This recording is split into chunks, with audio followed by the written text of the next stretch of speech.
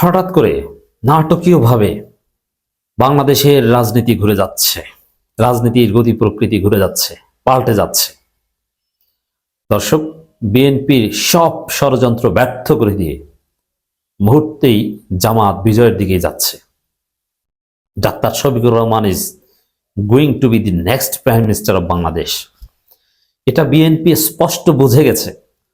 বুঝতে পেরে এখন অ্যাম্বাসিগুলোর কাছে, বিদেশিদের কাছে ডাক্তার শফিকুর রহমান মানে সম্ভাব্য প্রধানমন্ত্রীকে বিতর্কিত করতে তার এক্সহ্যান্ডেল, তার ডিভাইস হ্যাক করে তাকে বিতর্কিত করার ঘৃণ্য চেষ্টা চালিয়েছে বিএনপি, ভারত, ডিজিএফআই।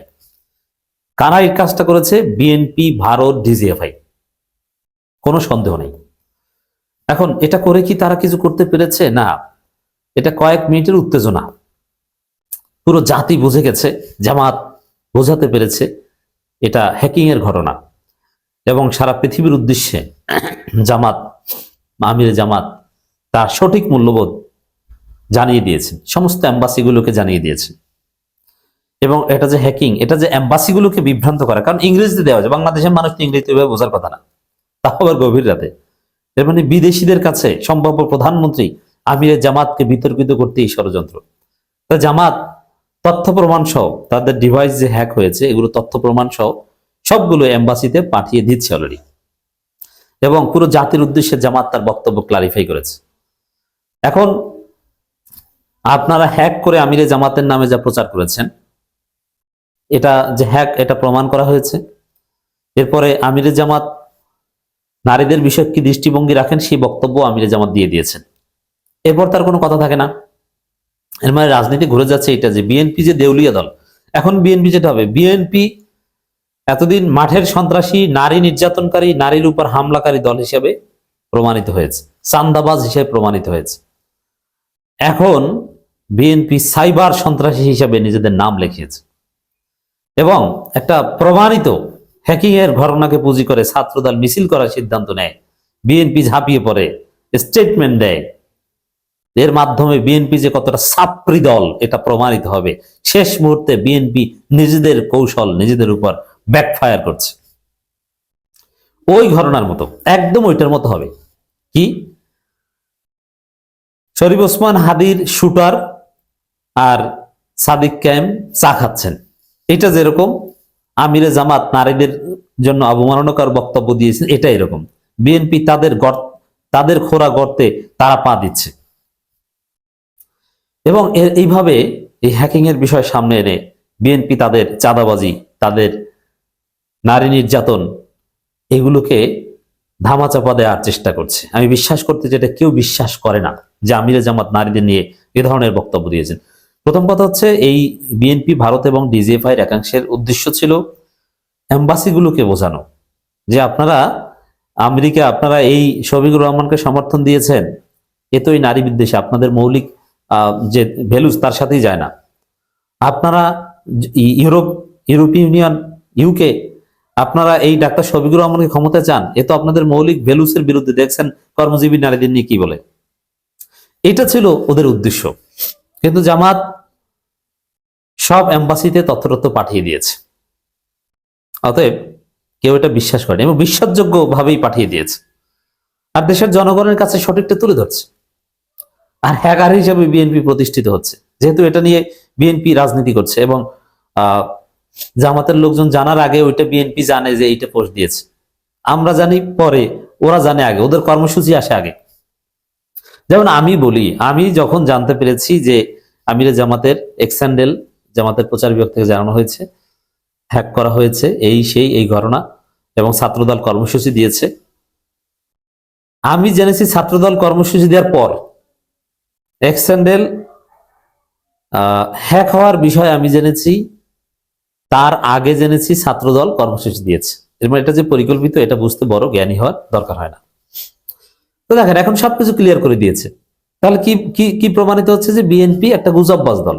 ওই যে সাদিক কায়েম আর শরীফ ওসমান হাদির শুটার একসাথে চা খায়, ওরকম একটা গাল গল্প। এবং এই বিএনপি এই যে হ্যাকিং এর যে কালচার শুরু করেছে, এতে ধরাটা খাবে বিএনপি। আপনি লিখে রাখেন, নির্বাচনের আগে?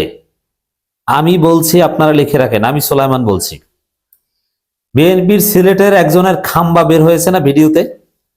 এখন এই রকম খাম্বা বের করে যে ভিডিও কলে সার্ভিস দেয়, জনগণ তাকে ভোট দিবে? ও ভোট চাইতে গেলে তো ওরে জুতা দিয়ে পিটাবে মানুষ।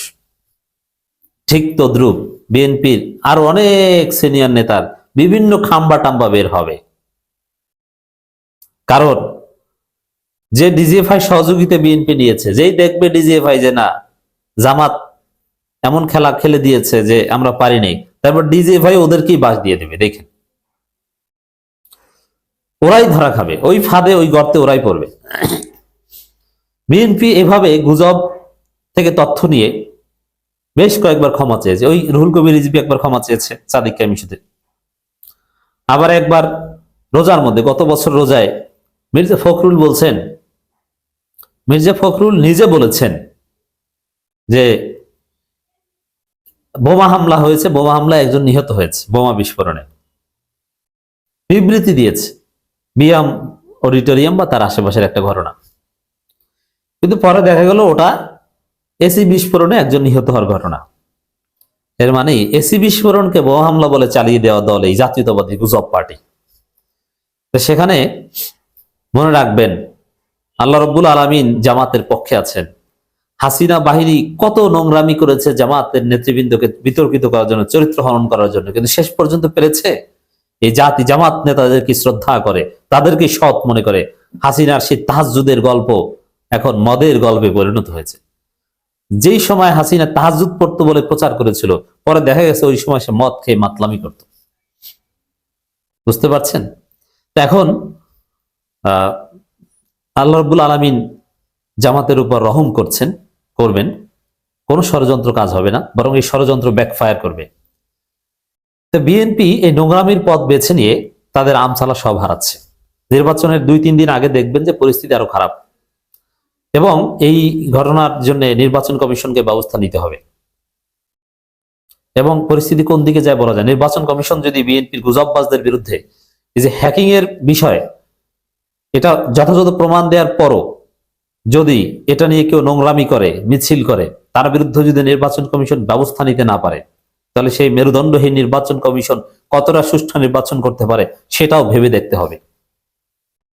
অতএব এটা হ্যাকিং, এটা প্রমাণ টেকনিক্যালি যদি সরকার কিংবা নির্বাচন কমিশন তাদেরকে বোঝানো সম্ভব হয়, তারপরও যদি নির্বাচন কমিশন এটা নিয়ে বিএনপির গুজব অপপ্রচার, মানে যেটা আচরণবিধির পার্ট, এটা বন্ধ করতে না পারে, তাহলে খেলা কিন্তু অন্যদিকে ঘুরে যাবে। অতএব খেলা শুধু এই হ্যাকিং না, এটা নির্বাচন বানচালকারীদেরও একটা ষড়যন্ত্র হতে পারে। কারণ এই ধরনের ঘটনা ঘটবে, বিএনপি অপরাজনীতি করবে, আচরণবিধি লঙ্ঘন করবে, গুজব প্রচার করবে, আর নির্বাচন কমিশন কিছু বলবে না, জামাতকে আঙ্গুল চুষবে। অতএব রাজনীতির মোড় ঘুরিয়ে দেওয়া হচ্ছে।